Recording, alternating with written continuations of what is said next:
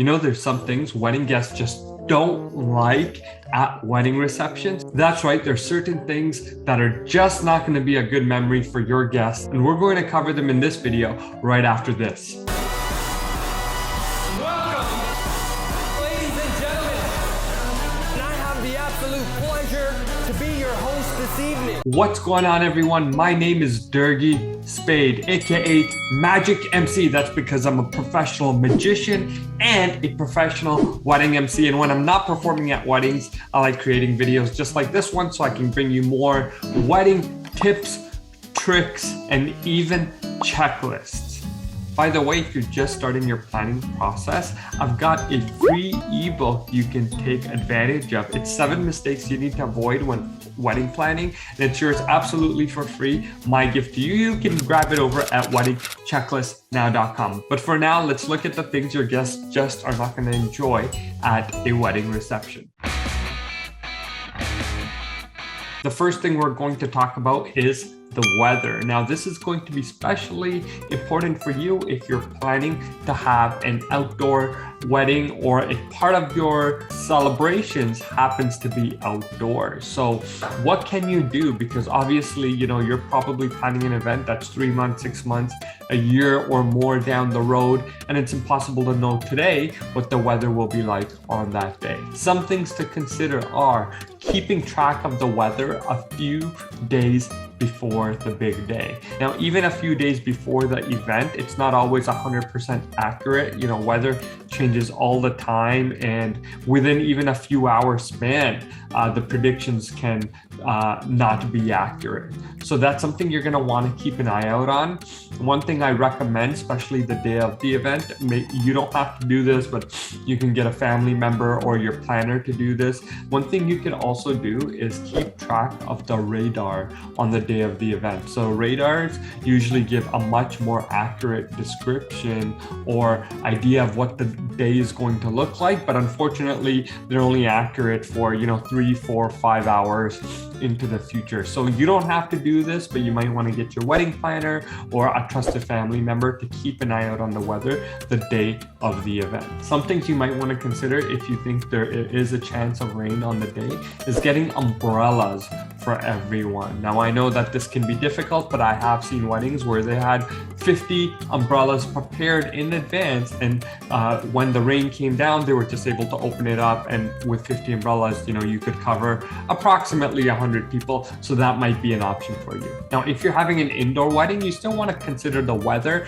because when it comes to transportation and people going from venue to venue or coming from their home to the venue, again, the transportation and bad weather can slow things down, and you just want to give yourself enough time that should weather play an impact on your big day, that things are not going to get thrown off track completely, and all the appropriate vendors are notified, and just have that extra buffer time where appropriate. The second thing guests generally don't appreciate at a wedding reception is a cash bar. Now, I know this can be sometimes a touchy subject, but the truth is, when a guest shows up at a wedding, it can be a little bit annoying is maybe not even the right word, but just not convenient or inconvenient for a lot of people also to pay by cash if they have to pay for themselves, right? In this world that we live in today, a lot of times people don't even carry cash with them.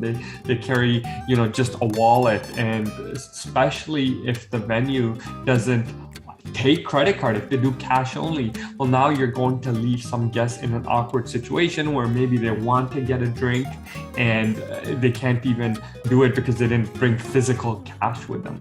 So that's one thing. If it's possible for you to avoid, you're going to want to avoid that for sure. The other thing to keep in mind is many people don't bring their wallets into the venue with them, right? Men don't carry purses typically, and their wallets sometimes are left in the car, and it can be a pain to run back to the car to grab a wallet with cash or credit card inside. So just again, something to think about. For women, again, they may or may not have a purse with them, and if they do, again, they may have not brought credit cards or physical cash with them. Now, if you must have a cash bar at your wedding, what I recommend you do is let your guests know in advance. So whether that's in the invitation or by some other means, at least they come prepared because they want to celebrate with you. They want to have that celebratory drink, and you're going to want to prepare them for the scenario that's being presented. The third thing we're going to talk about is enough washrooms or toilets on site. Now, again, this probably won't apply to you if you're renting a banquet hall or a restaurant of some sort, but I've done many weddings where it's outdoors, where everything was set up from scratch. And if this is you, you're going to want to make sure that there's enough washrooms or restrooms close by and that they're kept nice and clean. Again, this is more appropriate for people that are kind of putting their own wedding together, perhaps on a private property or at a rented venue where they need to provide their own restrooms. In a banquet hall, you've got staff members making sure everything up to snuff and nice and clean and presentable to wedding guests. Item number 4 that could be really annoying for wedding guests is too much time during the day, or I should say too much free time during the day. That's right, if you have a ceremony that ends at 2 p.m. but your reception doesn't start till 6 p.m., that's a 4-hour gap for guests. Now, if you live down the street, this might not be a big deal, as you can always just go home between the two events. But if you're a guest that's traveled a long way, which happens often during weddings, people come from different towns, neighboring towns, sometimes people drive for hours, and if there's a 4-hour gap in between, that can be extremely frustrating. So think about how your day is going to feel from the perspective of your guests. Item number 5 we're going to talk about is the food and how long it takes to serve the food. This is again super important for people that are having their ceremony followed by a reception. If you have a ceremony ending at 4 and you've got a 2-hour gap in between to, let's say, 6, and then 6 o'clock cocktail hour starts, and then 7 o'clock perhaps the entrances happen and dinner isn't served till 7:30 or 8, well, that means from the time that the ceremony ended, 4 p.m. till 7:30 or 8, that there's a lot of time in there where things might be happening, but your guests want to feel like they've been fed as appropriate.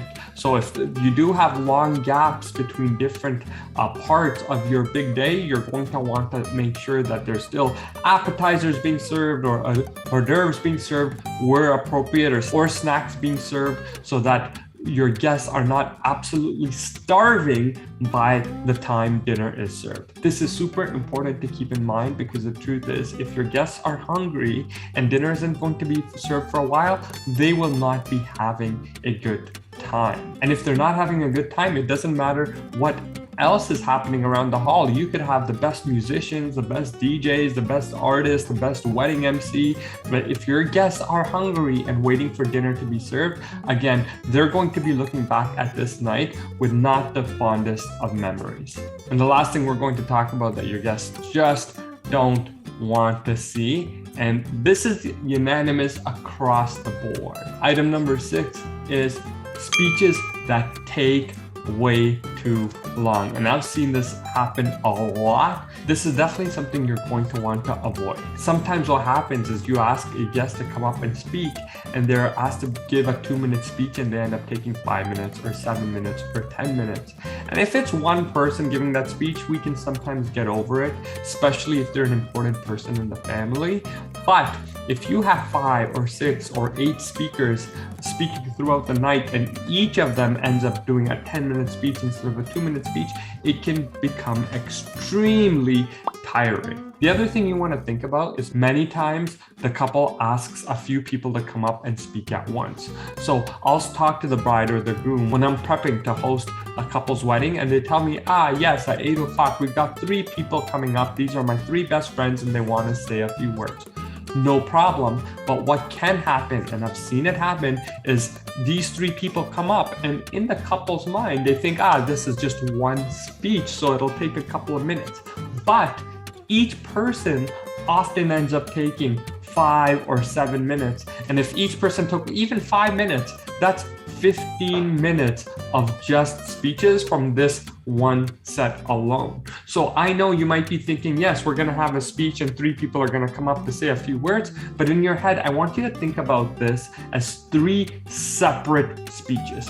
If somebody is going to jump on a microphone and say a few words, that is a speech. So it doesn't matter if they come up together or not, they're still going to take the same amount of microphone time. And this is something you're going to want to think about when you're considering how many people will be speaking and for how long. Some tips to stick by when you're thinking about speeches for your wedding: try to not have more than, I would say, 4 or 5 speeches max. That's my personal opinion. I think anything more than that gets a little too crazy.